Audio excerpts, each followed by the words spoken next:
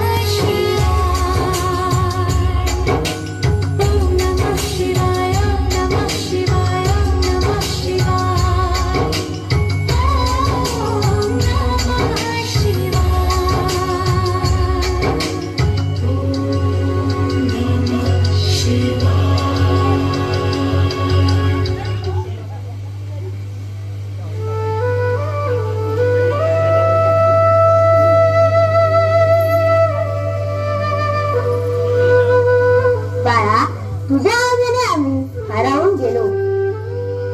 धन्यवाद. घ्या आरती घ्या, जरा लगबग करा, मला अजून खूप कामे आहेत. एवढ्याशा जीवाला किती कामे? देवाला सर्वांच्या भुकेची आठवण असते. आपण निमित्त मात्र. देवळाबाहेर भिक्षुक भुकेने तळमळत आहे, तेव्हा त्यांना तीर्थप्रसाद द्यायला हवा. बाळ अहिल्या, ते वयाने व मानाने मोठे आहे. आपण त्यांच्याशी अदबीने बोलावे. क्षमा करा मला. हे आपले राजा आहेत, त्यांचे आशीर्वाद घे. प्रणाम. बाळ, आशीर्वाद तुला. हा घे बाळ प्रसाद. आणि सर्व भिक्षुकांना वाटून दे. महाराज, आज आपण आमच्या गावात येणे केले आहोत, भाग्य आमचे. आचार्य, ही बालिका कोण? खूपच लोकस आहे व प्रेमळ. नाव काय तिचं? महाराज, आपले पाटील मालकोजीराव शिंद्यांची ती पुत्री आहे. तिचे नाव अहिल्या. अहिल्या? तिला भेटल्यावर असे वाटले की माझा शोध संपला. होय महाराज, आमची अहिल्या प्रसन्न वदनी आहे. शिवाय आचरण एवढे निर्मळ की एखाद्या राजघराण्यातील व्यक्तीसारखी. तिचे विचार खूपच चांगले आहे. शिवाय ती शिवाची भक्त आहे. आचार्य, मला मालकोजीराव कुठे भेटतील? मला त्यांना भेटायचं आहे. आपण आसन ग्रहण करावे. मी त्यांना आपला निरोप पाठवितो. अरे, हे बघा, तुमचे येणे आपल्या गावात झाले. ही बघा, देवळाच्या दारातच त्यांची पालखी थांबली.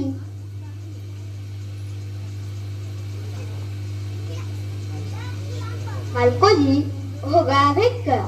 आमच्या राज्यात कोणीही कनिष्ठ व उच्च नाही.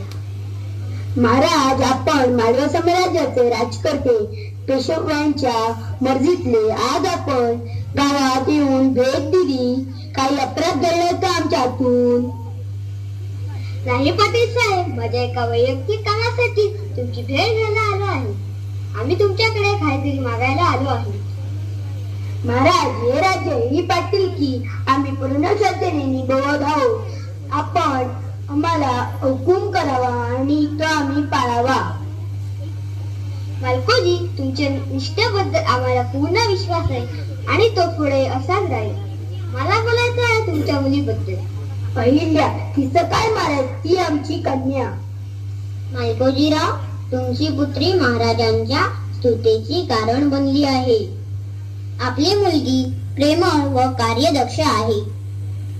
इतर मुलीप्रमाणे बुजरी व लाजाळू वाटत नाही, पण नीट वाटली इतरांना मदत करते. अशी स्थिती ऐकून मालकोजी, माझा असा विचार होत आहे की अहिल्या माझी पुत्रवधू व्हावी. महाराज, आम्ही तुला मुलाचे नाही आहोत. शिवाय अहिल्या फक्त 8 वर्षाचीच आहे. मालकोजी, आम्ही जाणतो. या क्षणी एका बापाच्या मनातही घालवे. आमचे पुत्र खांडेराव सुद्धा तिच्याच वयाचे आहे आणि हळूहळू वय वाढेल आणि सर्व रीती परंपरा शिकतील. हे पहा, शिवाच्या पिंडीवरून हे पांढरे शुभ्र फूल खाली पडले. देवाचाही कौल आहे. मालकोजीराव, आपण मनात किंतु बाळगू नये.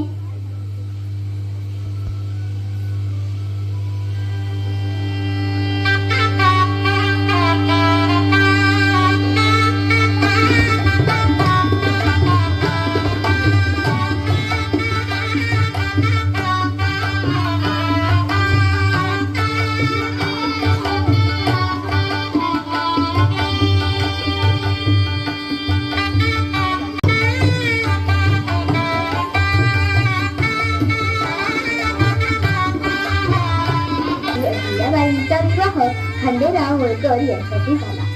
आता त्या अहिल्याबाई होळकर झाल्या.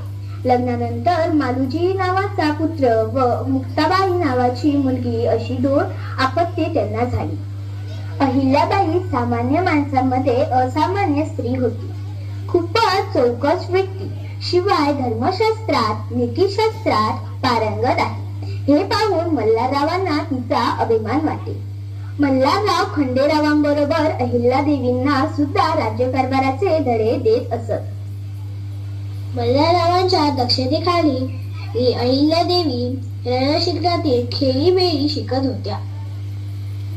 घराला परिवाराला मायेची ऊब देत होत्या. अनेक मोहिमेमध्ये खंडेरावांसोबत जात होत्या.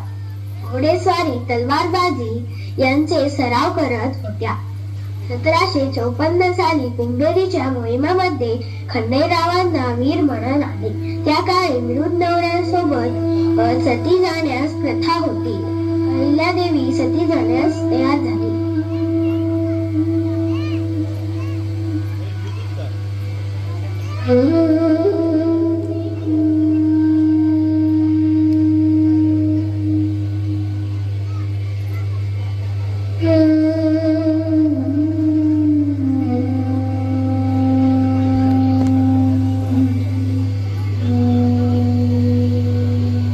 मामांची मला आपल्या मुलासोबत सती जाण्यास परवानगी द्यावी.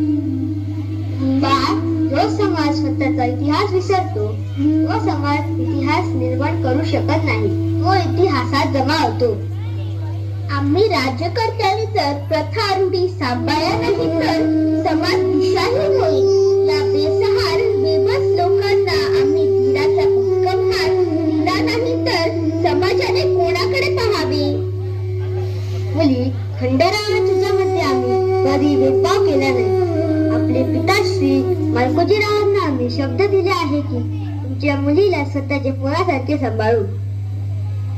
पण मी सती गेली नाही. समाजाने आखून दिलेल्या चौकटी तोडून टाकल्या तर लोक आपल्या घराण्याला दुष्णे देतील, तुम्हाला दुष्णे देतील आणि हे सर्व माझ्यामुळे होईल. माफ करा महाराज. लहान तोंडी मोठा घास. अहिल्यादेवींना आम्ही अगदी लहानपणापासून जाणतो. या क्षणी त्याने चितेवर चढण्यापेक्षा परत घोड्यावर सारावे. आगीत मरण्यापेक्षा रणांगणात नरकाली घ्यावी. होय, अगदी माझ्या मनातील बोललात प्रधानजी. अहिल्या, तूच आता या राज्याची धुरा सांभाळ. तुझ्या हाताखाली मालेरावांना घडव. या क्षणापासून तुझा नवीन जन्म आहे. एक मुलगी शिकली तर फक्त एकच नाही, दोन्ही कुळांचा उद्धार करते. तू या मालवा साम्राज्याची धुरा हाती घे.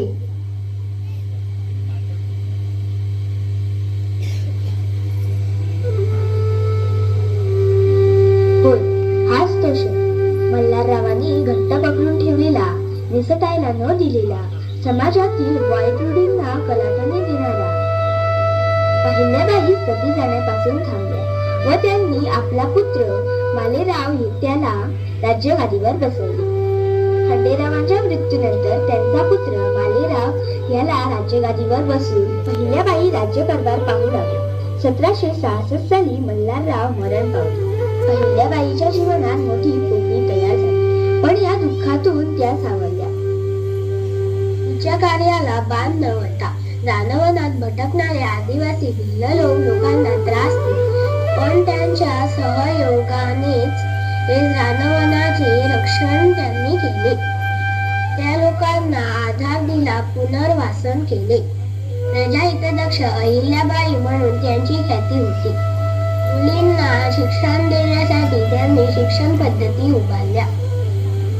पण थोर माणसांना जीवनात अनेक वाईट प्रसंगांना सामोरे जावे लागते. प्रजेवर त्यांचे निस्सीम प्रेम. एकदा असा प्रसंग घडला की त्यांनी आपल्या स्वतःच्या मुलाला मृत्यूदंड देऊ केला.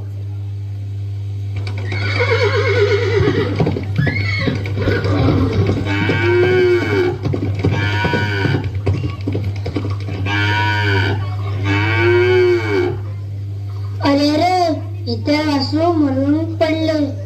एवढा मोठा रथ पूर्ण अंगावरून गेल्यावर काय घडेल? काय हंबरून त्या वासराला चाटत असलेली पाहून मला तर रडूच येतं. काय झाले?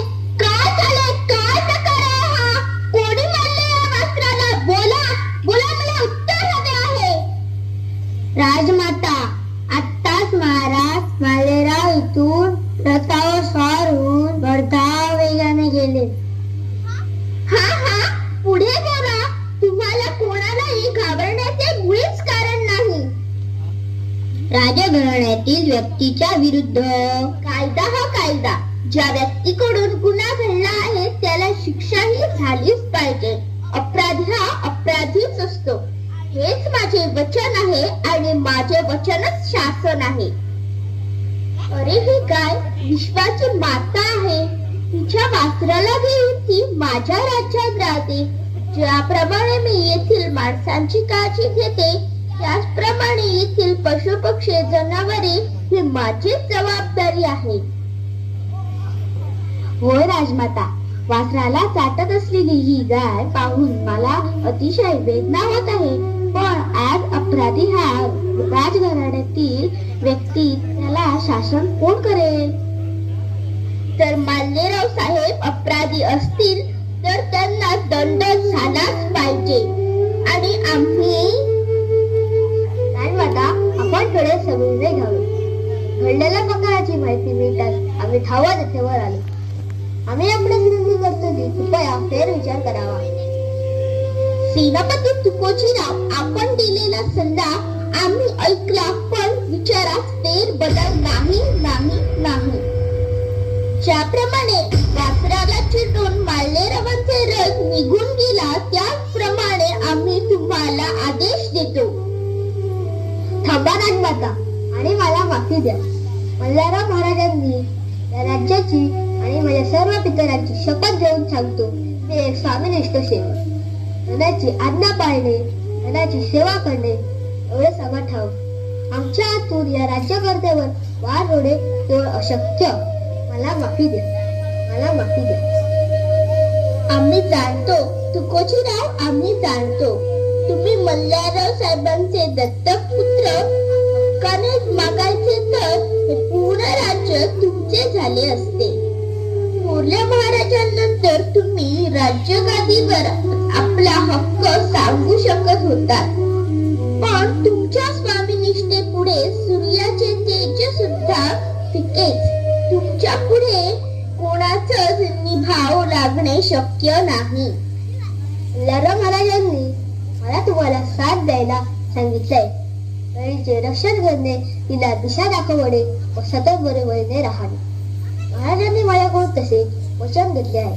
माझे वचन मी जीवनाचे अखेर क्षणापर्यंत पूर्ण निष्ठेने पाळले.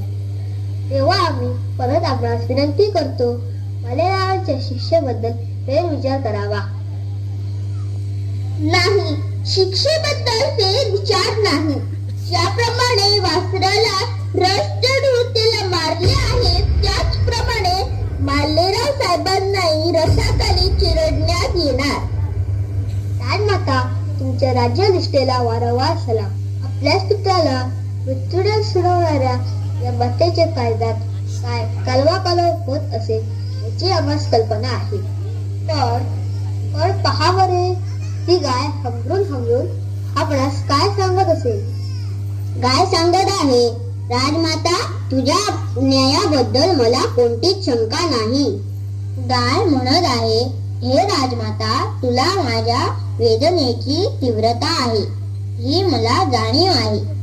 ही गोमाता सांगत आहे, माझ्या बाळाचा मृत्यू मी डोळ्याने पाहिला, पण अन्य कोणत्याच मातेला ही अशी वेळ येऊ देऊ नये. पहा राजमाता, पहा त्या गाईला. आपल्या राज्यातील ही मुकी जनावरे सुद्धा समंजस आहे.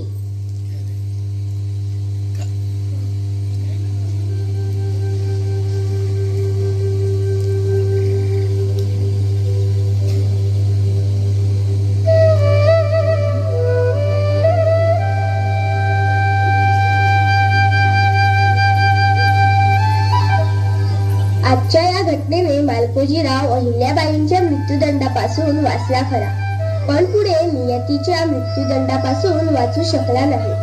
सन 1767 साली दीर्घ आजाराने मृत्यू पावला.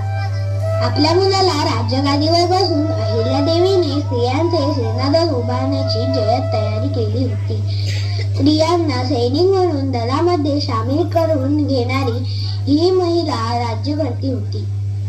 परंतु नियती तिला कोणतीही गोष्ट सहजासहजी देत नव्हतीच. सुरुवातीला नवरा, नंतर सासरा आणि आता मुलगा, या सर्वांच्या मृत्यूच्या आघातांनी अहिल्याबाई पुरत्या कोलमडून गेल्या होत्या. सर्वांचे दुःख ऐकणारी, सांत्वन करणारी ही लोकमाता आज तिला डोके ठेवून रडण्यासाठी खांदा नव्हता, दुःख ऐकणारे कान नव्हते. आणि हे सर्व थोडे म्हणून की काय, गोंगोबा चंद्रचूड याने वेगळेच उद्योग चालवले होते.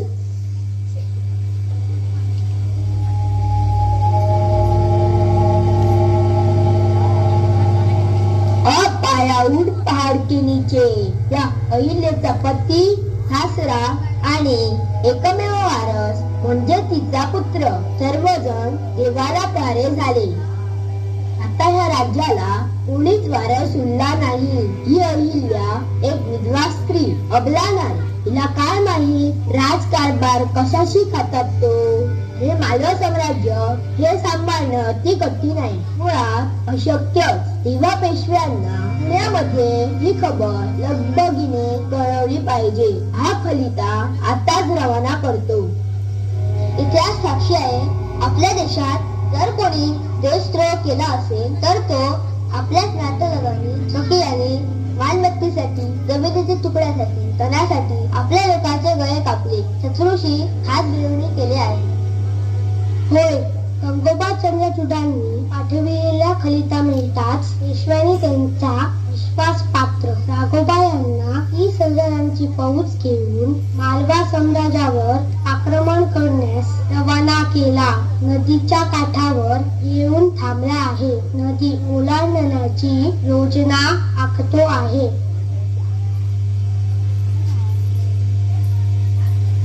आपली 5,000ची नारी शक्ती सेना तयार आहे, पण सेनापती जिथे युक्तीने लढाई जिंकता येते तेथे शक्ती प्रदर्शन का हवे?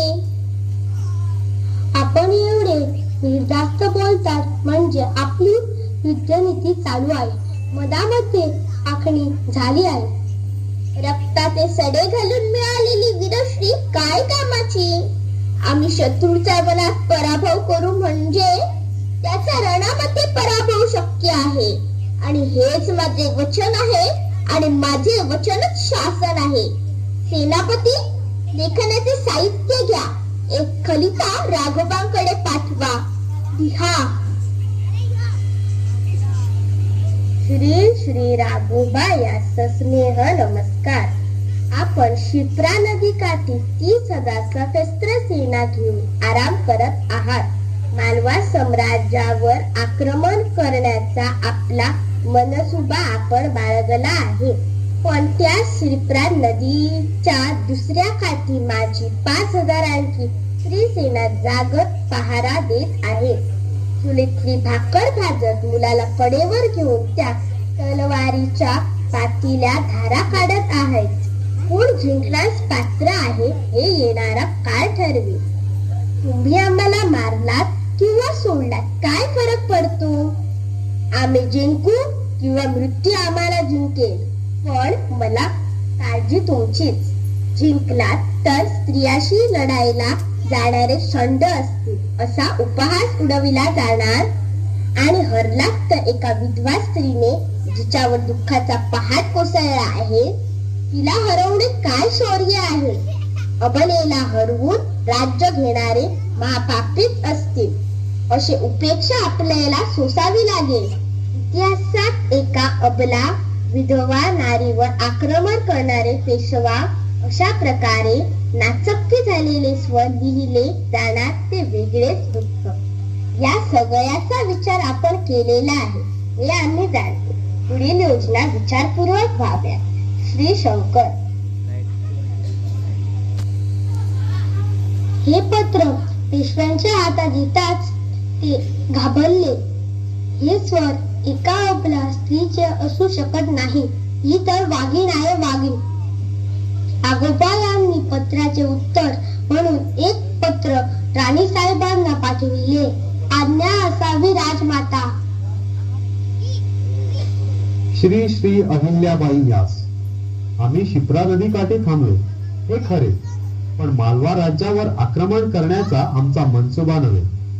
आपल्यावर एक एक करून आलेली संकटे आणि त्यांच्या तीव्रतेने आपण पूर्णपणे कोलमडून जाऊ नये. ज्या वेळात पुत्राने राजगादीची जबाबदारी स्वीकारून आपणास देवदर्शनास पाठवावे त्यावेळी आपल्यास सम्राज्ञी मिळून घ्यावे लागते व पुत्रवियोग सहन करावा लागतो. म्हणून सांत्वना देण्यास आम्ही आलो आहोत.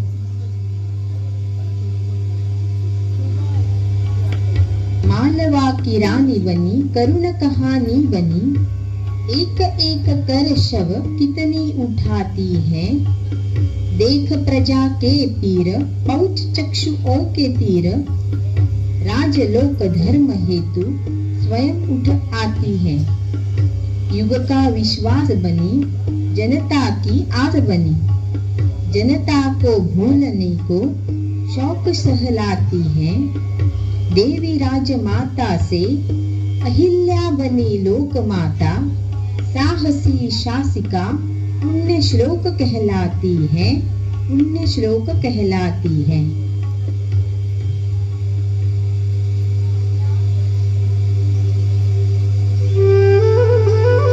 कालांतराने अहिल्याबाईंनी आपली राजधानी इंदोर पासून एका साध्या शहरात महेश्वर मध्ये आणली। एकदम साधे जीवन त्या जगत असत। महेश्वर मध्ये सर्वांचे दुःख ऐकणे व ते दूर करण्याचे प्रयत्न करणे असे त्या करत।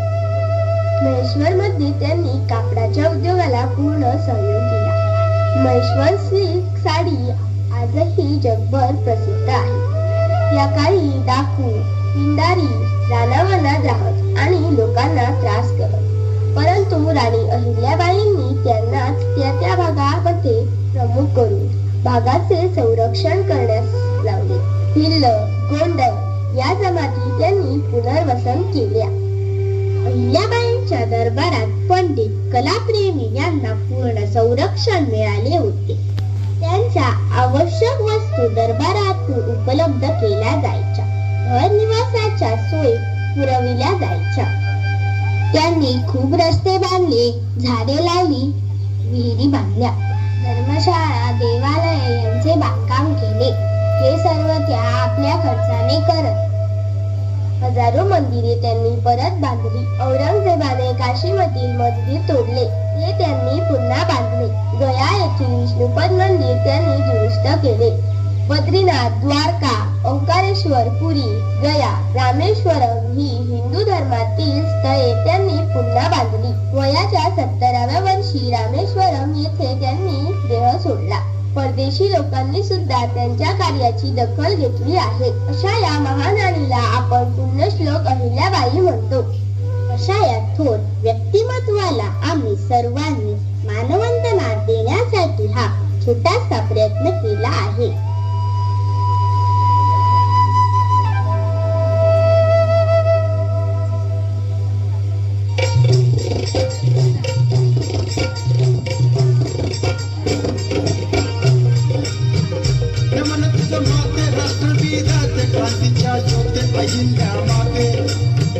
जिंकले सनातनी वाद्यास, पाहुली घेतले समाज कार्यास, गातो तव शौर्याचा इतिहास, गातो तव शौर्याचा इतिहास, गातो तव शौर्याचा इतिहास।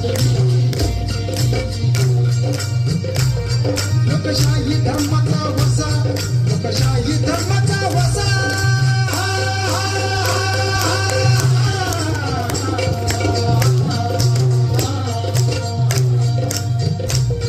लोकशाही धर्माचा वसा, लोकशाही धर्माचा वसा, सांगतो कसा ठेवा बर वसा। अहिल्या नाव झालं जगभर, अहिल्या नाव झालं जगभर। राज अशोकाची नाळ बंडखोरची, राज अशोकाची नाळ बंडखोरची, राज अशोकाची नाळ